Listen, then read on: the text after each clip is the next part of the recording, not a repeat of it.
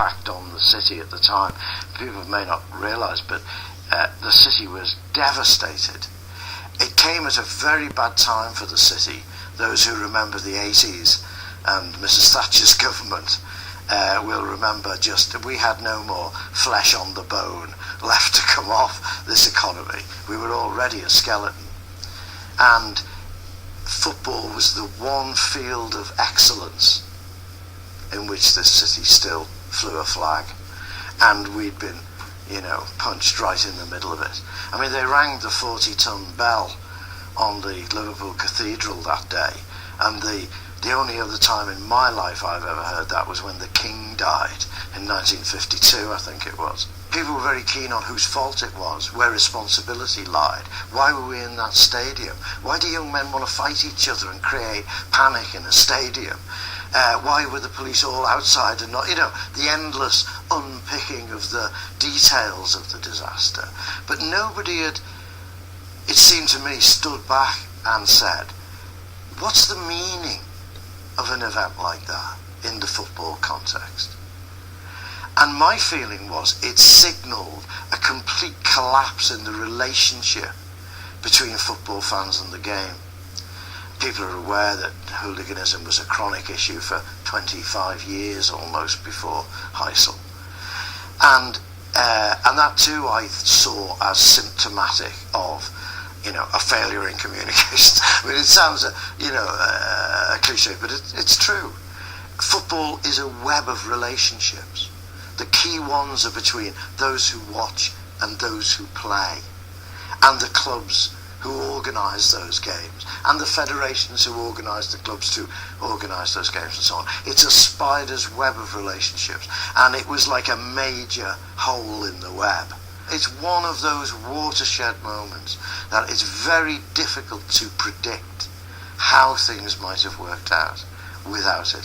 What it did was accelerate particular developments that were already there.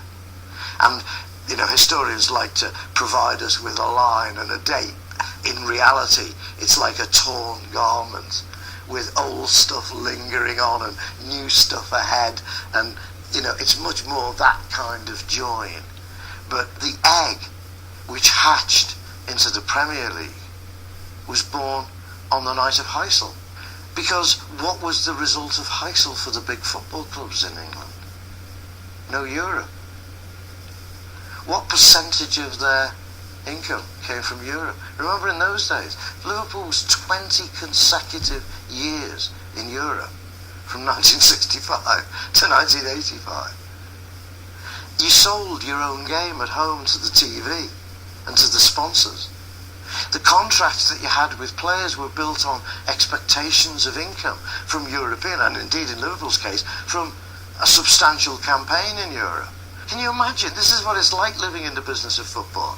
You're the member of the big fives. Remember, these were the big five in 1985, guys. Get ready for a shock. Everton, Manchester United, Liverpool, Tottenham, Arsenal, the big five. Immediately, their heads started to get together. And what was the conversation? What are we going to do now? We lost all that money. We're banned for 5 years. Any ideas, anyone? I know. Why don't we keep all the telly money to ourselves? We do a deal every year, but the telly's only interested in the big clubs. Why don't we break away? Keep all the telly money. That's where the Premier League comes from. Heysel plus Hillsborough over satellite TV equals the modern football world. I think it's tremendously important. I think Liverpool people, Liverpool fans in particular, should never forget Heysel.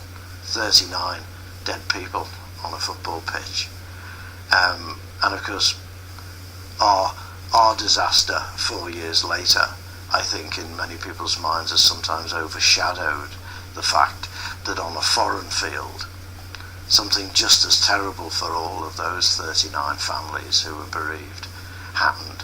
And I think it's tremendously important that we remember it.